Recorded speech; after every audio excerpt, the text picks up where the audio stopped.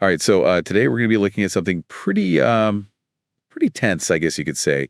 The whole feud between Zelensky and President Trump. Yeah, it's pretty unprecedented, I think, to see a wartime leader publicly criticize someone who could potentially help end the war. Right. Yeah, it's definitely a high stakes game he's playing. Yeah, for sure. And, Trump's not really known for letting things go. Exactly. So this could have some serious consequences down the line. Yeah, so what's the backstory here? What led to this whole blow up? Well, it seems like the tension really started to escalate when Zelensky publicly expressed his frustration at being left out of the peace talks between the U.S. and Russia. Right. Yeah, it's understandable that he would want to be involved in any discussions about Ukraine's future. Absolutely. I mean, you think they would want Ukraine at the table when they're talking about Ukraine. Right, exactly. But wait, wasn't Zelensky aware of this beforehand? Yeah, that's the interesting part. He actually was, so it makes his public statement even more intriguing. It's almost like he was trying to provoke a reaction from Trump. Yeah, and knowing Trump, that's a pretty risky move. Definitely. So how did Trump respond to that initial jab? Surprisingly, his initial response was pretty measured. He just expressed disappointment in Zelensky's stance and suggested that maybe the war could have been avoided with better negotiation, from Zelensky's side. Right, so a little bit of a dig there, implying that Zelensky maybe isn't the best negotiator. Yeah, exactly. But of course, things didn't stop there. No, not at all. Zelensky fired back, right? Oh, yeah. He accused Trump of being misinformed and possibly even influenced by Russian disinformation. Wow. So he's going from frustrated to openly confrontational. Yeah. How did Trump handle that? Well, Trump being Trump, he took to Truth Social and basically just unloaded on Zelensky. Yeah. What did he say? He called him a dictator without elections. And he even warned that Zelensky might not have a country left if he doesn't change his approach quickly. Wow. So that's a pretty big escalation. Essentially, he's saying he might pull U.S. support. Right. Which would leave Zelensky in a really tough spot. Absolutely. What do you think it means for Ukraine going forward? Well, it's really hard to say, but it's definitely a cause for concern. U.S. support is so crucial for Ukraine's war effort that losing it could be devastating. Yeah. It makes you wonder, is Zelensky making a mistake here by antagonizing Trump, or is there maybe a deeper strategy at play? Yeah, I mean, it's hard to tell if this is desperation or some kind of calculated gamble. But there's another player in all of this that we haven't even mentioned yet, Putin. Right. It seems like he's been pushing a very different narrative. Yeah, despite the way that the Western media portrays him, Putin has consistently said that he's willing to negotiate a peaceful resolution. Really? That's not the impression I've gotten at all. Yeah, it's interesting. It seems like there's a disconnect between the popular image of Putin as this warmonger and what he's actually saying. So do we have any evidence to back up Putin's claims?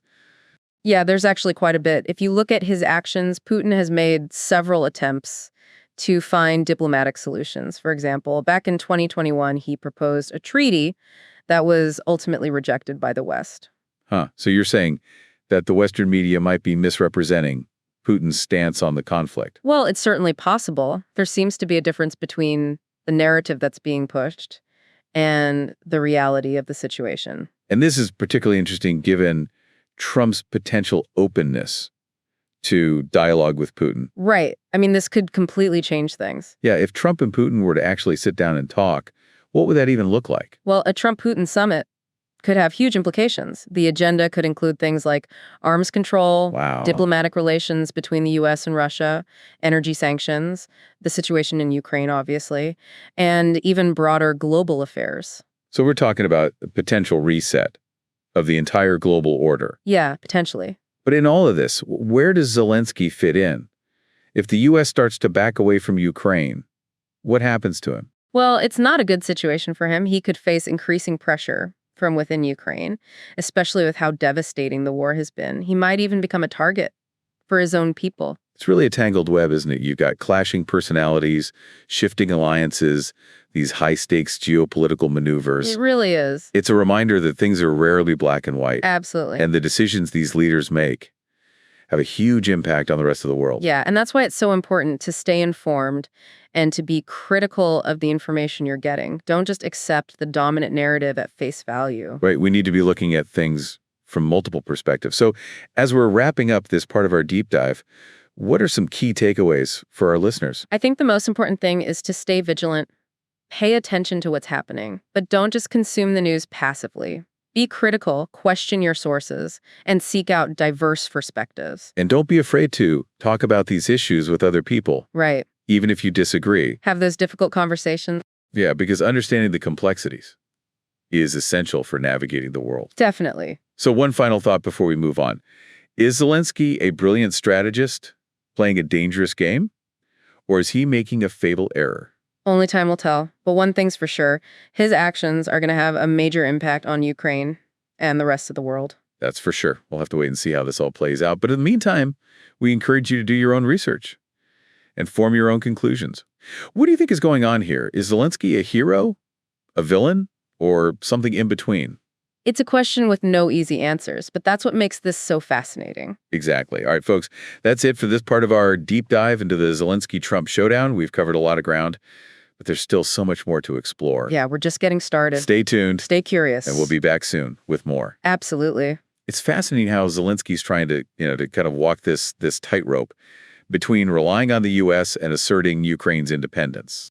Yeah, it's a tough balancing act for sure. And on top of all that, he's got to deal with the immense pressure from within Ukraine. Right. The war's been devastating, and the people are looking to him for leadership. Absolutely. So it's a lot to juggle. Yeah, and then you throw Putin into the mix, who's, saying that he's open to negotiation, but he clearly has his own agenda as well. Right. It's almost like a three-dimensional chess game. Exactly. And you have to remember the historical context, too. This isn't just some isolated event.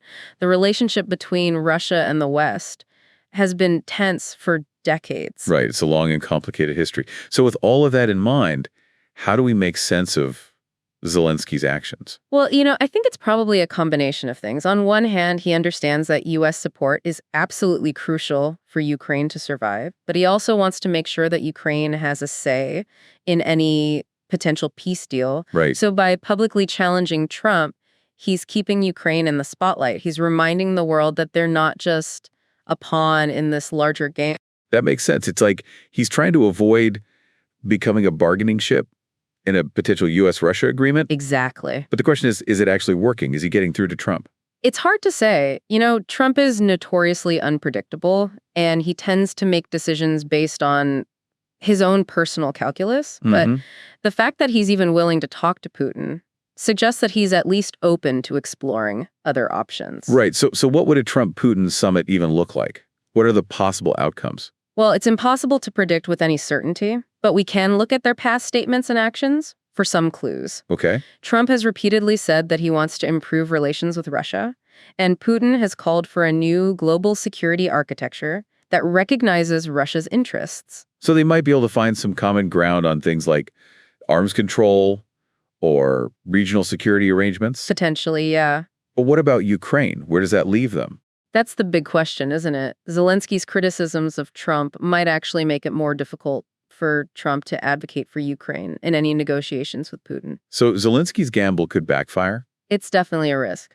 He might end up pushing away the very person he needs on his side. Exactly. It's a delicate balance, and the stakes are incredibly high. Yeah, and it's not just about Ukraine either, right? This whole situation could have a major impact on the global balance of power. Absolutely. We're talking about potential shifts in international security, economic stability, even the future of democracy. Right. And that's why it's so important for everyone to understand what's going on. We need to be having these conversations and challenging our own assumptions. So as we wrap up this part of our deep dive, what's the one thing you want our listeners to take away?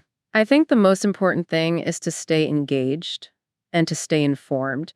This situation is constantly evolving, so it's crucial to stay up to date on the latest developments. But it's also important to think critically about the information you're getting and to be open to different perspectives. Absolutely. There are rarely simple answers to complex global problems. Okay. So we need to be willing to engage in thoughtful discussion and to challenge our own biases. Well said. All right, that's it for this part of our deep dive. We've covered a lot of ground today, but as always, there's so much more to explore. Definitely. It's kind of crazy to think about how, like, the fate of nations really rests on the decisions of just a handful of people. Yeah, it's a lot of pressure. Yeah. And it really underscores the importance of, strong leadership, diplomacy, and finding common ground in a world that's full of these competing interests. Yeah.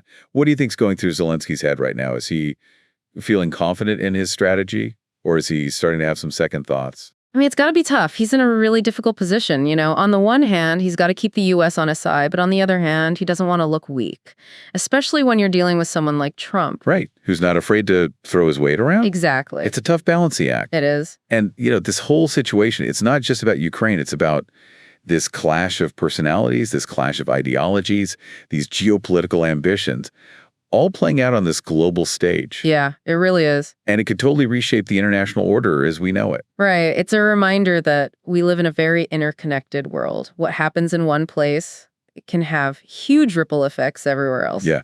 So as we wrap up this deep dive, what's the one message you want our listeners to really take away from all of this? I think the most important thing is to stay informed.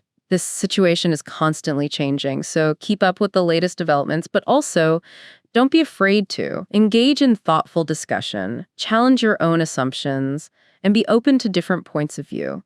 We can't just sit back and passively consume information. Right. We need to actively engage with it, think critically, and form our own conclusions. That's a great point. And remember, there are rarely easy answers when it comes to these complex global issues. Okay. It's through open dialogue and a willingness to consider multiple perspectives that we can really start to understand the world around us. That's a perfect note to end on. Thanks for joining us for this deep dive into the Zelensky-Trump showdown. My pleasure. It's been a wild ride. It has. And as always, we encourage everyone to stay curious and keep exploring these important issues. Definitely. If you're looking for more deep dives into the most fascinating and important topics of the day, be sure to subscribe to our podcast, available on Spotify, Apple Podcasts, and YouTube.